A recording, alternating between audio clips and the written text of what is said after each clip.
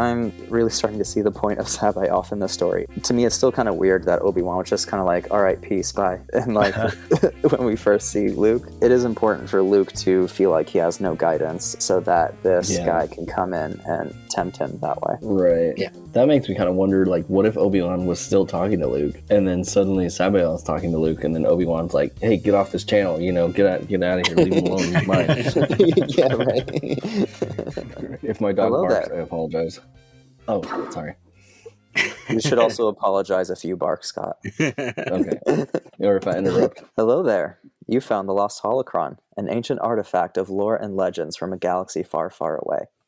Each transmission of the Lost Holocron, you will join an episodic discussion of media from the Star Wars universe. We are your guides. I'm Tim, and I'm joined by Kyle. You can't make me say hi to them. Scott. Yes, we can. And Stuart. G'day. I don't have anything stupid to say. We're all saying hi today to you, our viewers, because we love you. Today we will be covering the material up to and including Chapter 13 of Heir to the Empire. Stuart, what has happened so far? Okay, so while looking for hints on Dagobah of how to best train the next generation of Jedi, Luke Skywalker finds a strange device in the dark side cave outside Yoda's hut. This hint points him to Lando Calrissian, and his path converges with Leia, Organa-Solo, and Han Solo as they head to the Athega system. After 2 foiled kidnappings on separate diplomatic missions, the couple are looking to get help outside New Republic jurisdiction. Meanwhile, Grand Admiral Thrawn's schemes are coming to a head as he allies himself with Master Joruus C'baoth, clone and Dark Jedi. Captain Pelleaon devises a plan to disseminate information that might lure Luke to C'baoth instead of sending more noghri to capture him. All paths converge over Nkllon, just as Luke and the Millenium Falcon arrive, leaving us in suspense as the space battle commences. Ooh. Yeah, it was pretty exciting cliffhanger at the end of the last chapter. So, Kyle, what happened in this one? All right, well, Luke and the Falcon engage in a dogfight over Nkllon, during which Luke's mind is touched by another Jedi, commanding Luke to seek him out. Despite losing time during the contact, Luke and the Falcon chase off the Imperial raid. Our point of view then switches to Thrawn and Pelleaon, reflecting on the aftermath. Thrawn's satisfaction at the successful acquisition of 51 mole miners is overshadowed by C'baoth's declaration of making contact with Luke. The Jedi Master insists that it is time for his own trap to be laid, leaving Pelleaon and Thrawn to scheme on the disillusionment of C'baoth's self-importance. What a disappointing chapter. So I was ready for this cliffhanger, and we got nothing. Yeah. Even Luke checked out of this battle and didn't know what happened. Right. Yeah, I gotta say, I'm not a real fan of this kind of like time loss cliche. Mm-hmm. It's It's the second time they've done it so far. Yeah, it's a little bit overused. Like this, given this was like 30 years ago that this was written, but yeah, it's it feels like a lazy trope almost. I feel like we've had so many action scenes where nothing actually happens to our heroes. Right. Mm-hmm. Yeah.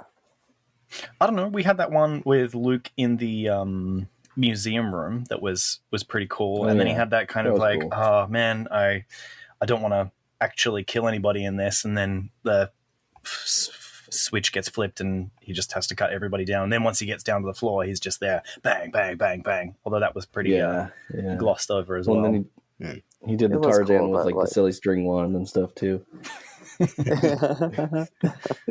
But I'm having trouble seeing the tension from the conflict when a lot of Thrawn's like schemes seem to be either failed missions by the noghri or just him being like, "Woo, I jumped in and then I jumped out, but it's okay, I have my master plan." Yeah.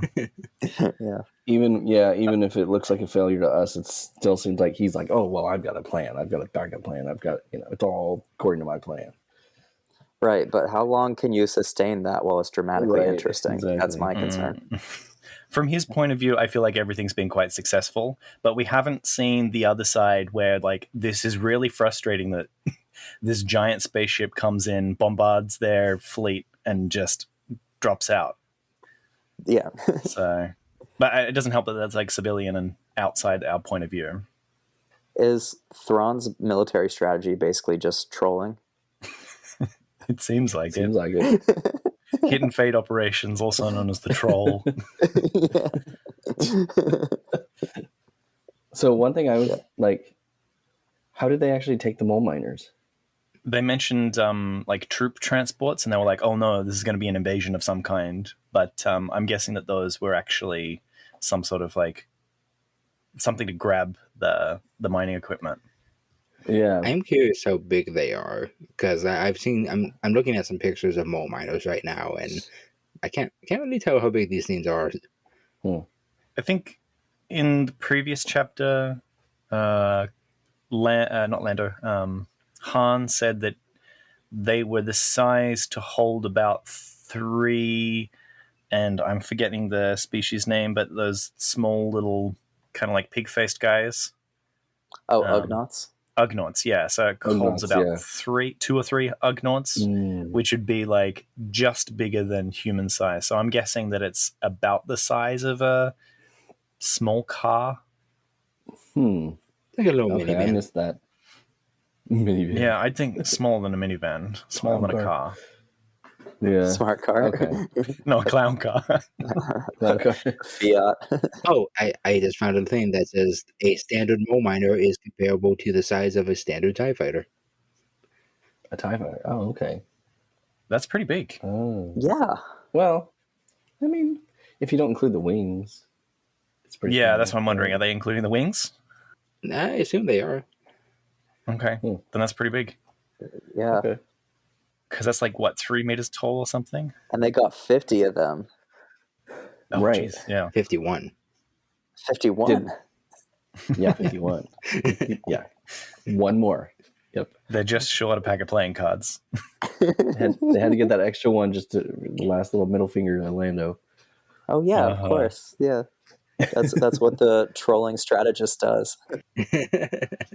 Well, it's like Luke spaced out during this, so we missed how they took the mole miners, and we missed Yeah. a lot. Except, I mean, we the only thing we really got was, oh yeah, we got 2 TIE fighters, and then they fled after that. So Yeah. it's like, and he lost a half hour. So it's like, did it really take him a half hour to kill 2 TIE fighters? Yeah, the Falcons seem pretty distracted by the dogfight, which I think is the whole point of the plan, right? They just send in a squadron to keep them occupied, and they don't realize that they're missing these mining equipment that they're not really trying to defend. They're trying to even Lando's people were trying to defend the moving city. So That's another thing. It took them 30 minutes to take out 2 TIE fighters. was it only 2 fighters? Wait, was it that they took out 2 or there were only 2 left? No, they said they took out 2. They said they shot Right. 2 down, and then everybody else, like all the rest of them, fled after that. It took them 30 minutes to do that? Ridiculous. Dang. Yeah, that's what I was Yeah. thinking too. This chapter really could have benefited from another character perspective. Yeah. Yeah, particularly Leia trying to maybe again use her baby force powers to do something. What if I was the one trying to befuddle people? Her baby force powers or her baby's force powers?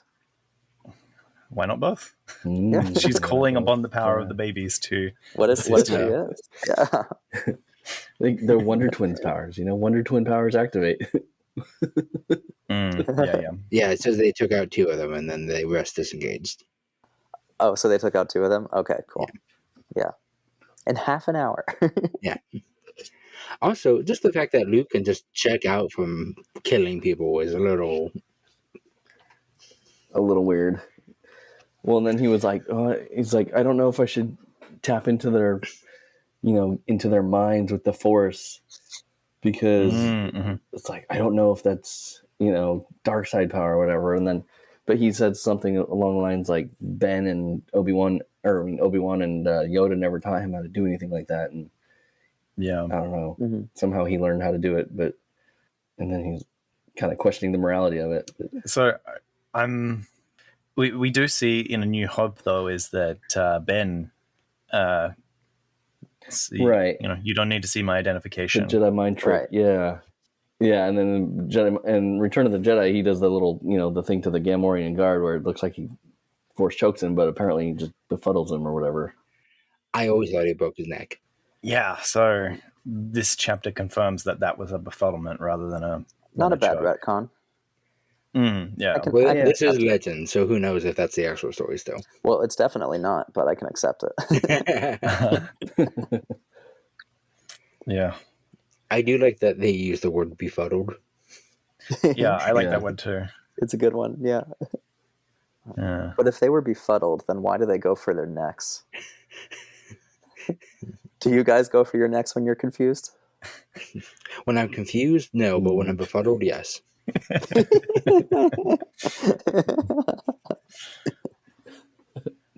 I don't know. I have to rewatch that scene. Yeah. But he does specifically do like a force choke gesture at each of them. Right. I thought Yeah, it was kind of like he's a like- waving.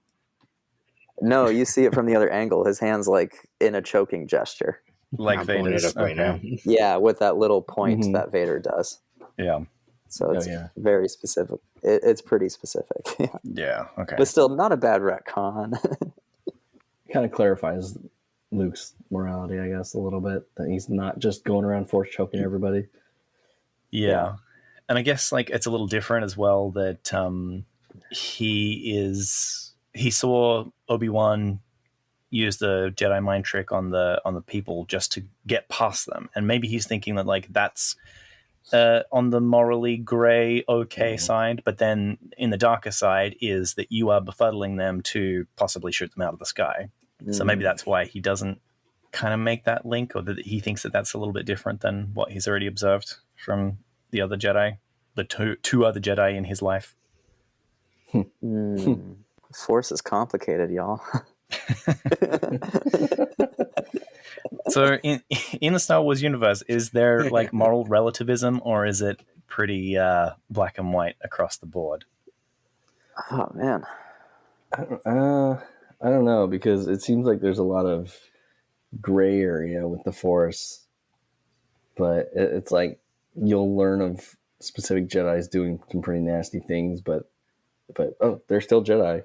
They're still cool, and it's all good. It's okay. Yeah, I think maybe that the Jedi is like they have their doctrine, and that was supposed to be Lucas's criticism of moral absolutism, because the Jedi were supposed to be fallible, whereas taking more of a relativist approach to each situation would probably be more in line with what the evolution of the Jedi was supposed to become through Luke. Yeah. True, yeah. Because I feel like Yoda and Obi-Wan kind of being like, yeah, destroy the Sith is in line with that moral absolutism. And then Luke choosing to give him another chance instead is being more relativistic, and it's more mindful too, because he's paying attention to what he sensed in his father, but also what he himself feels and desires. Yeah. I think we see that across a lot of Star Wars media, is that people that are making choices based off what they know in the moment rather than some absolute doctrine. Because I think authoritarianism and dogmatism is one of the things that Lucas has tried to criticize with all of his works, and probably what he wants out of his universe. Definitely. Yeah, I absolutely agree with that. So I guess we're seeing Luke seeing the seeds of that, or like starting to have that line of thinking grow in his mind here. Yeah. Which would probably lead into how he's going to train the next generation of Jedi. Yeah. And with this, I'm really starting to see the point of C'baoth in the story as well, because to me it's still kind of weird that Obi-Wan was just kind of like, all right, peace, bye, and like when we first see Luke. Yeah. But it is important for Luke to feel like he has no guidance, so that this guy can come in and tempt him that way. Right. Yeah. And then we'll see what Luke can learn from that conflict. Yeah. That makes me kind of wonder, like, what if Obi-Wan was still talking to Luke, and then suddenly C'baoth's talking to Luke, and then Obi-Wan's like, "Hey, get off this channel! You know, get out of here! Leave him alone. He's mine." Yeah, right. It did seem like when he first was contacted, he wasn't sure who was talking to him. He thought it was Obi-Wan for a second. Yeah, I guess Obi-Wan is the only one that has touched his mind like that before. Mm-hmm. So it makes sense that he would immediately think, "Oh, wait, Ben's back." Yeah. But But he's like, "Wait a minute." I real quick, I just rewatched the scene where Luke enters Jabba's palace. What if he didn't force choke them? What if he just made them forget how to breathe? That's still pretty dark side. He's like, well, technically, I didn't choke them. Oh man, Stuart, the thing we were just talking about with mindfulness with morality in Star Wars made me start thinking, oh, maybe the gray Jedi people have a point. Oh no! Oh no! Oh no! We can't encourage them. I know, right? I started thinking, oh, what if there's a good situation for Force lightning? And then I was like, oh no. There has to be. Yeah. There has to be some useful thing for Force. Well, it's like, sometimes you got to start your car back up. Right. Yeah.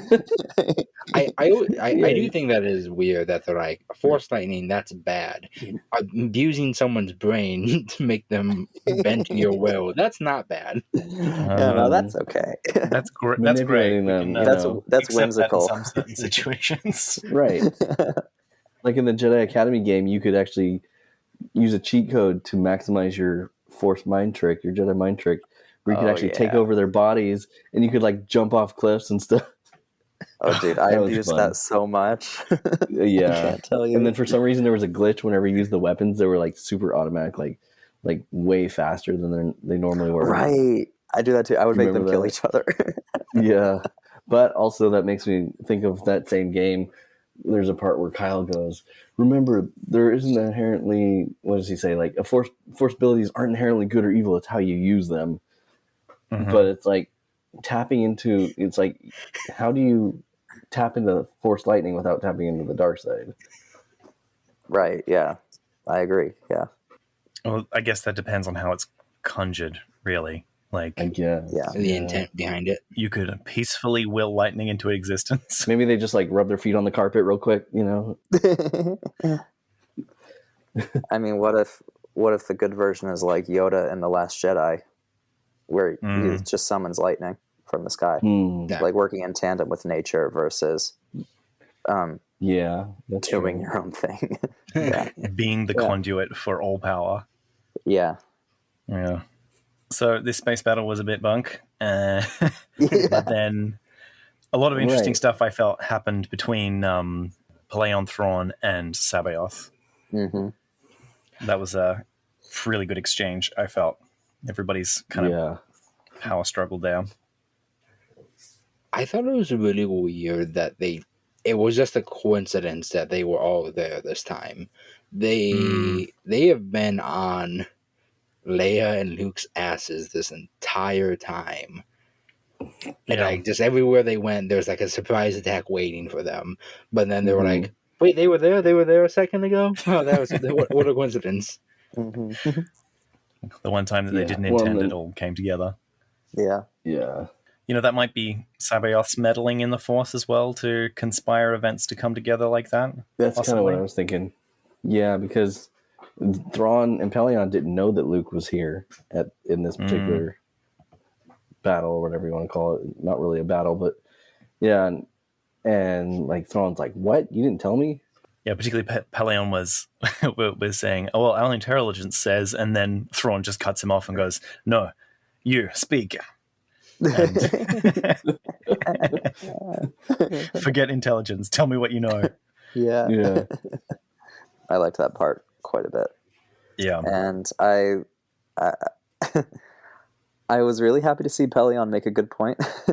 Yeah. Right. Yeah, Which yeah. it's always fun when you get into a place in a story where you're like rooting for the bad guys a bit for like different Yeah. reasons. It's like, I want you to succeed, man. Come on. Uh-huh. Right.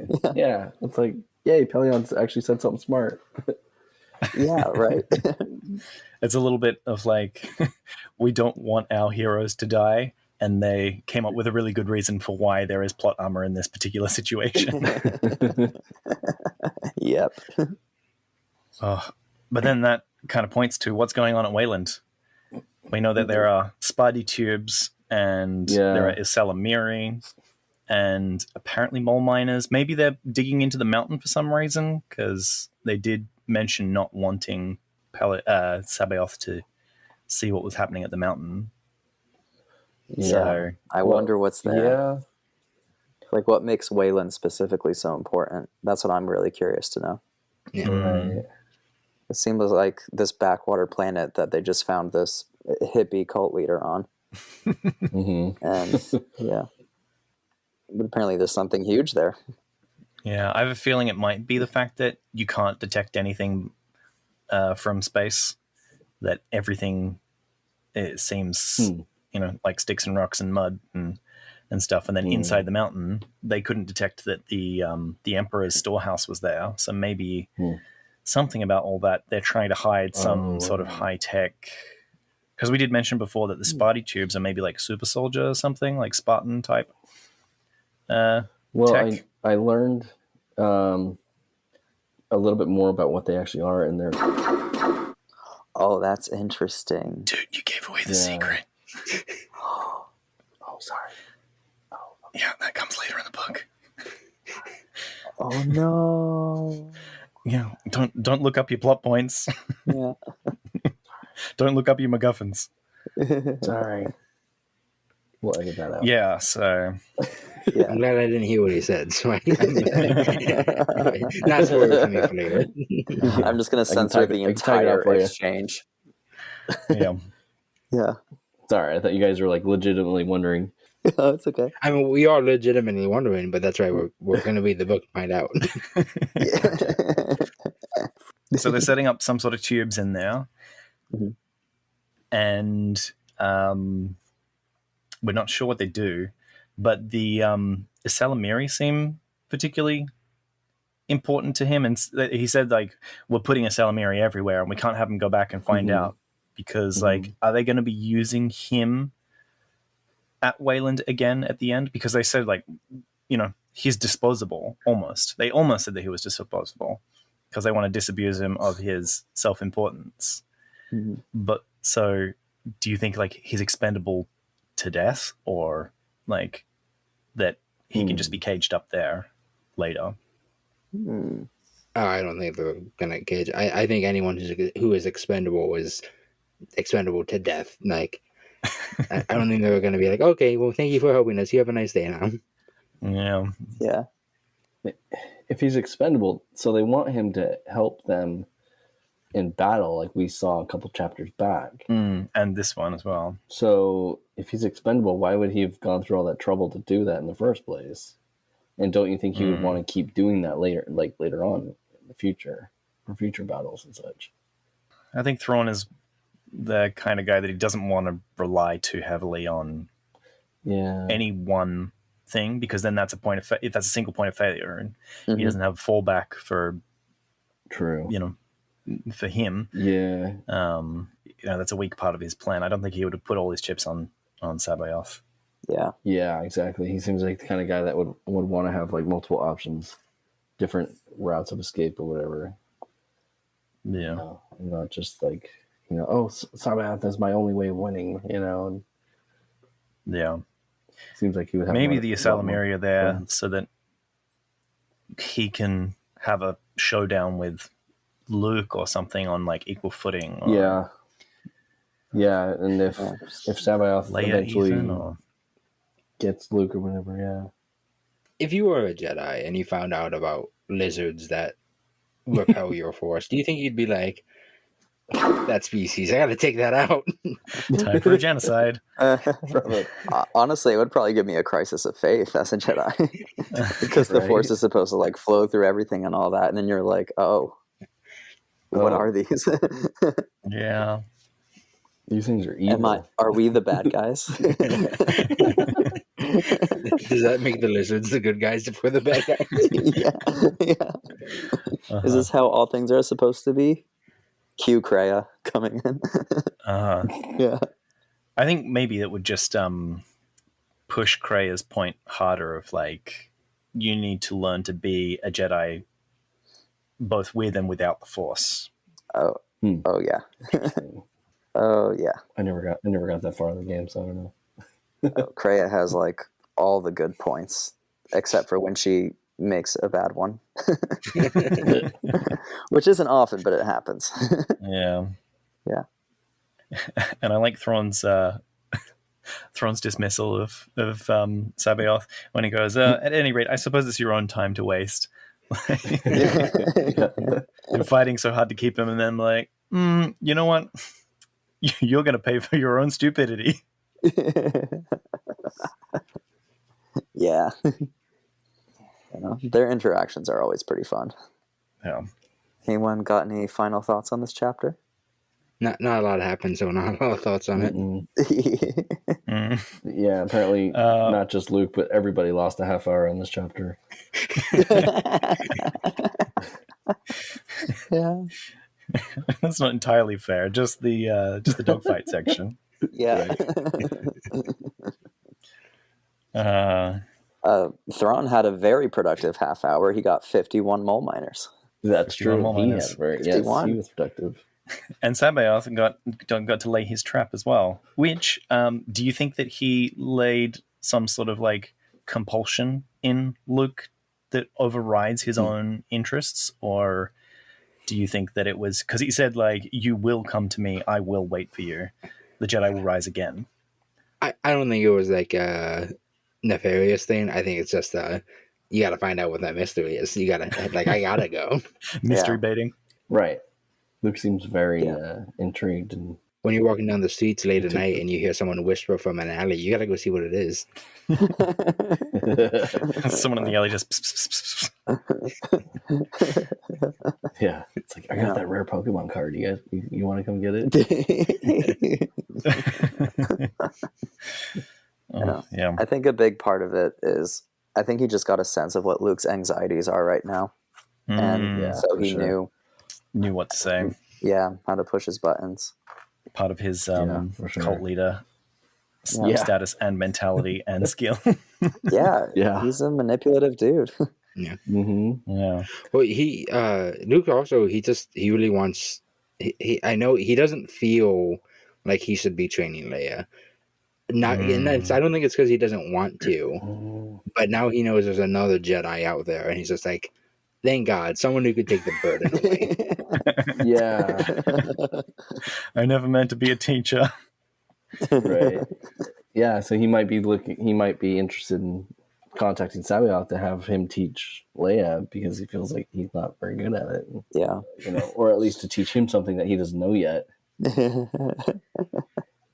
Hey, Mr. C'baoth, I want to introduce you to somebody. Right. Oh no. Falling right into the trap. Oh man, what if C'baoth got a sense of that too and intended that as well? Man. It's a pretty good manipulation there. Yeah. Mm-hmm. All things are possible through the Force. Yes. It did also touch on at some point that Leia's anger, frustration, and quiet fear that I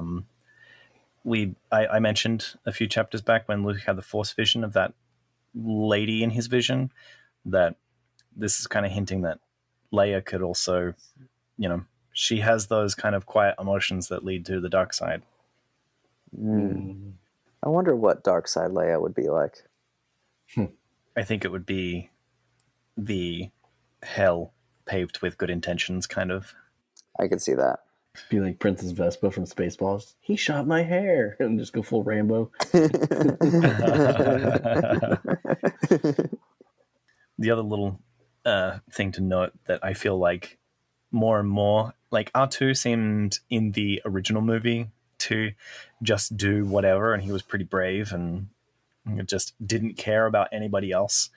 But his subsequent characterization has him as like Courage the Cowardly Dog, that even now he's like sputtering and jittering with anxious answers and like just waiting outside the cave for Luke to come. R2's getting old, man. Yeah. He's like, I've seen enough. This shouldn't happen to a droid. Just make it stop. Yeah. You've never wiped this droid, so you've never seen one with PTSD before. Right. Maybe that's why they wipe droids' minds all the time, because no, okay, I'll talk about the next chapter. Oh, okay. Oh, all right. Not the most satisfying, but some interesting things to look forward to. This has been The Lost Holocron. You can find transcripts, links to discussions, and more at our website, lostholocron.com. While you're there, you can learn how you can support the creation of future episodes. Read on, and we will be waiting for you in the next transmission. We would be honored if you would join us.